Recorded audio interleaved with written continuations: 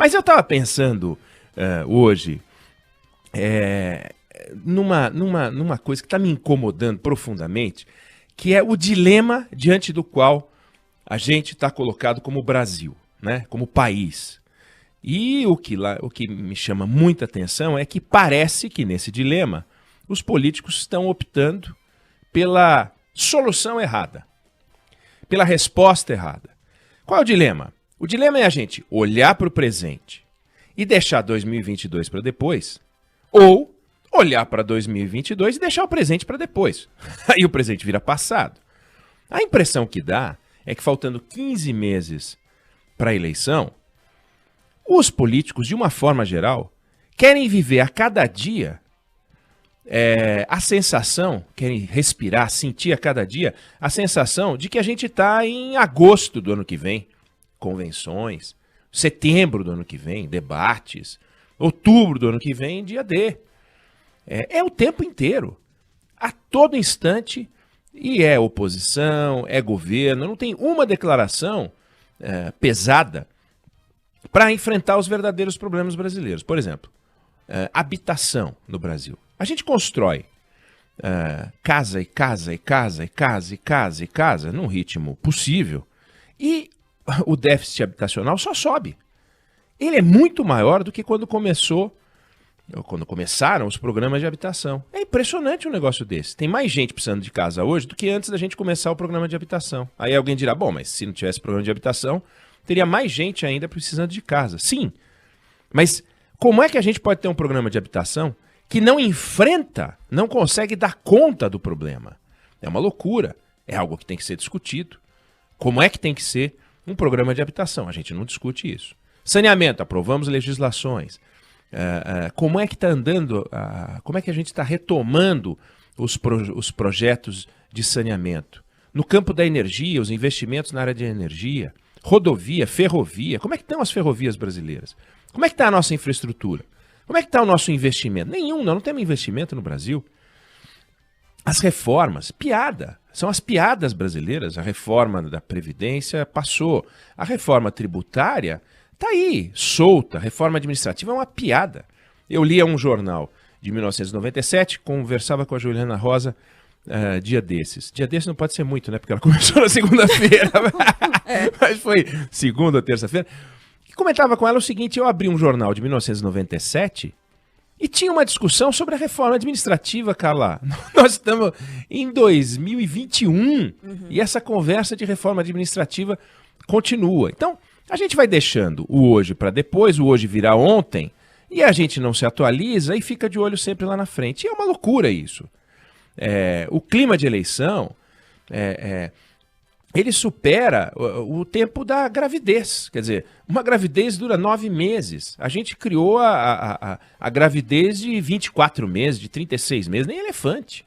E é o tempo inteiro. Essa é a primeira eleição brasileira que começou em 2018 e não acabou. Não acabou o processo eleitoral, vai até 2022. Não foi assim antes, mas está assim agora. E aí vão saindo pesquisas, vão saindo estudos e as pessoas vão tirando algumas conclusões, muitas delas precipitadas, mas ao mesmo tempo a gente vai vendo que isso, cada pesquisa que sai, cada estudo que sai, vai deixando todo mundo ainda mais nervoso, né? A começar pelo governo. O presidente Bolsonaro está uma pilha de nervos. Ele olha, sai a pesquisa mostrando que a maioria das pessoas enxergam o presidente como incompetente, desonesto, falso, indeciso, despreparado, autoritário e pouco inteligente. Pô, uma coisa é você falar o seguinte, olha, ele não está tendo um bom desempenho, o governo dele não está entregando o que eu esperava, acho que ele demora para tomar decisões, entendo que ele precisa investir mais na qualidade dos seus ministérios, dos seus ministros, é uma coisa. Agora, a hora que você atribui a figura da pessoa, na pessoa, incompetência, desonestidade, falsidade, indecisão, despreparo, autoritarismo e baixa inteligência, são atributos, quando ligados ao candidato ou ao presidente, são difíceis de descolar. Né? Não são impossíveis, mas são difíceis de descolar. E tem uma coisa que a gente tem que olhar, é que nessa fase agora, muita gente, quando perguntado sobre em quem votaria, fica idealizando. Óbvio que fica idealizando.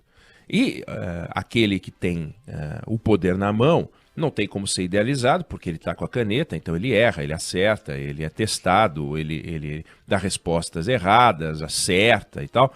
Então ele não é idealizado, mas os outros acabam sendo idealizados. Mas o que me inquieta é essa opção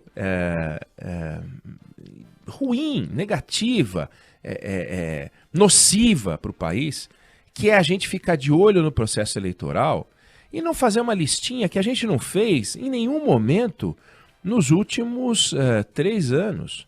Quer dizer, desde o governo Temer, quando havia a ponte para o futuro, a gente não discute, no governo Bolsonaro nunca discutiu, uma lista de afazeres. Já falei disso usando como exemplo a lista de supermercado, gosto de citar isso porque é muito claro. Quer dizer, você pode ir ao supermercado e sair comprando, pega o seu carrinho, vai correndo pelos corredores, vai botando para dentro o que você precisa e acaba comprando muito daquilo que você quer e resultado acaba fazendo uma compra mais cara. É menos eficiente. É mais eficiente você fazer a lista. Preciso desse produto, desse produto, desse produto. E você vai priorizando. Se eu tiver X reais para gastar, eu compro isso aqui. Se eu tiver mais, enfim. E a gente não vê isso no governo. Quais são as necessidades hoje do Estado brasileiro? Quais são hoje as necessidades da sociedade brasileira? Como é que concilia as necessidades do Estado para que ele possa funcionar de maneira eficiente com as necessidades das pessoas para que elas possam respirar, trabalhar, produzir, empreender, gerar riqueza? O Estado, ele consegue funcionar como um fiel da geração de riqueza produzindo pobreza. O Estado não produz riqueza, né? O Estado pega o dinheiro da sociedade, devolve e tem um custo de transformação. É feito um carro táxi, por exemplo. Ele coloca a gasolina e ele faz uma corrida e cobra um valor da pessoa. A pessoa faz uma troca.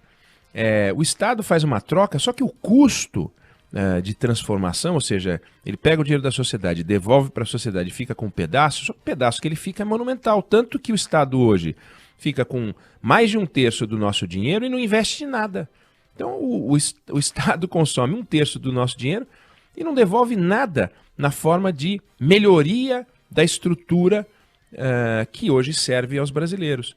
Entrega um sistema de saúde, entrega um sistema de educação,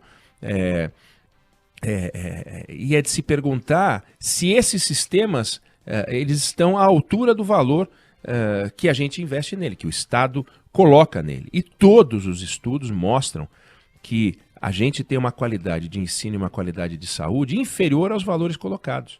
Todos. Aí alguém pode dizer, não, mas o SUS agora está mostrando a sua força, o seu valor no combate à Covid. Que bom que ele conseguiu mostrar algum valor, alguma força. Mas é indiscutível, os problemas continuam. Vai marcar uma consulta com um especialista, vai marcar um exame na rede pública. Demora, é complicado. Era antes da pandemia, voltará a ser depois da pandemia. Pega os alunos, a taxa de evasão escolar, pega os alunos, veja quantos entram no ensino fundamental e quantos chegam à universidade e vê se esse sistema é eficiente.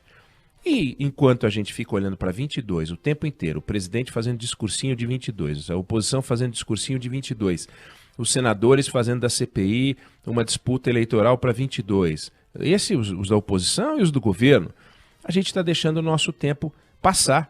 Não dá para ficar olhando lá para frente. Senão a gente sempre vai ficar para trás. E apostas são muito precipitadas. Por exemplo, no começo de 1989, lembrando que 89 foi o ano que o Fernando Collor virou presidente, um levantamento feito pela Federação das Indústrias de São Paulo mostrava que a sociedade queria uma candidatura de centro-esquerda. Isso no início de 1989, início de 89. Aí o Collor vai ganhar a eleição, o Collor uma candidatura de direita, né? Deu Fernando Collor. Na largada da corrida de 1994, o Lula estava na frente e a candidatura do Fernando Henrique foi descrita como obra de ficção científica. Literalmente, obra de ficção científica, análise de estudiosos, especialistas e tal. E, no entanto, em 1994, quem ganha a eleição é o Fernando Henrique. A ficção científica ganhou a eleição. Nos primeiros levantamentos de 2002, ano em que o Lula ganhou a eleição, quem aparecia em primeiro lugar era Rosiana Sarney. E nem candidata ela foi, né? Aí, quando em 2010, por exemplo, o Serra parecia ter chance real de vitória. No entanto, ele foi derrotado pela Dilma, que voltaria a vencer em 2014. E em 2015 já tinha 50 pedidos de impeachment contra ela. Em 2016 ela caiu. Fazer previsão na política e olhar para o futuro na política, mas esse futuro tolo, futuro da aposta, futuro da previsão, é uma coisa que toma da gente a oportunidade, Carla, de fazer aquilo que é preciso fazer, de adotar a agenda de transformações. É estranho imaginar, e a gente não inventa notícia, que a CPI chame mais atenção do que o debate das reformas. E não é uma invenção da imprensa.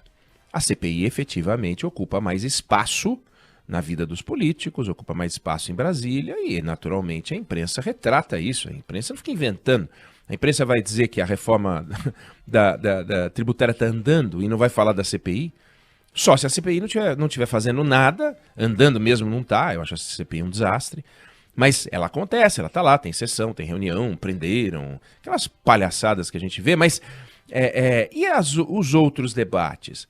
Os outros debates são declarações aqui e ali, reuniões que andam devagar, criaram agora uma frente do custo do Brasil, você fica falando, que bacana, agora vão enfrentar as questões do custo do Brasil, que é o que interessa.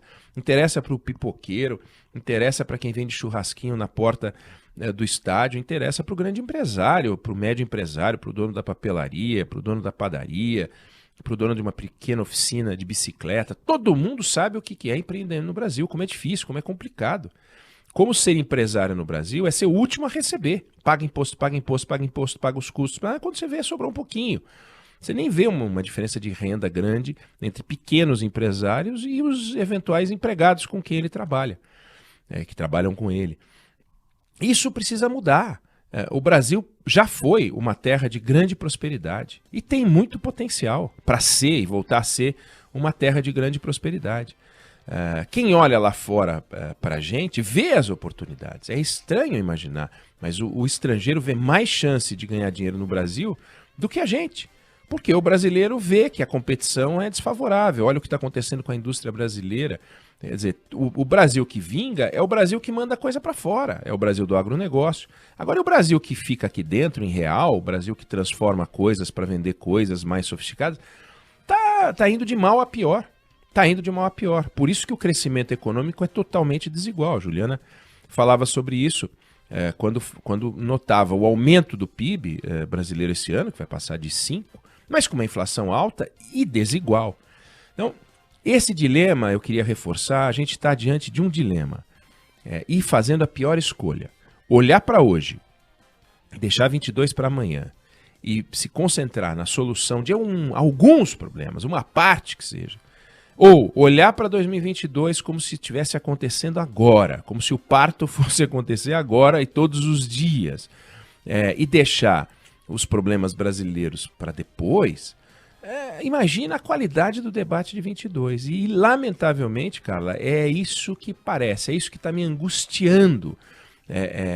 Eu adoro esse país e todo mundo com quem eu converso adora o país. Você vê as pesquisas, as pessoas gostam de ser brasileiras. Não é que elas falam, eu queria ser uruguaio, né? Argentino. Né? Não, o cara gosta de ser brasileiro, acha legal, mas olha para quem está conduzindo, presidente da República, governadores, prefeitos, e fala, puxa vida, mas será que a gente é tão dedo podre assim que só consegue errar, a gente não consegue acertar nunca?